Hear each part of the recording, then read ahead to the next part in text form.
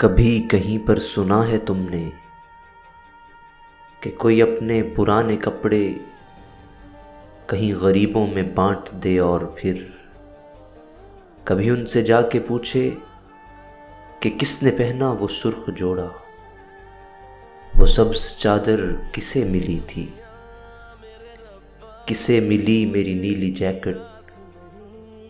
नहीं सुना ना। किसी को फुर्सत नहीं है लड़के कि खस्ता कपड़ों के रोग पाले, पुरानी अशिया पे बैन डाले या अपनी उतरन के भेद रखे। कभी कहीं पर सुना है तुमने कि कोई थक कर किसी प्यारे को दूर जंगल में छोड़ आए तो मुड़ के देखे, ये चंद सालों के बाद वापस वहीं पे लौटे, वो जिसको छोड़ा था लेने आए। नहीं सुना ना। किसी को हाजत नहीं है लड़के के रुफ्तगा का अजाब झीले, पुरानी बाजी को फिर से खेले, किसी के होने को अपने जीने की शर्त कर ले।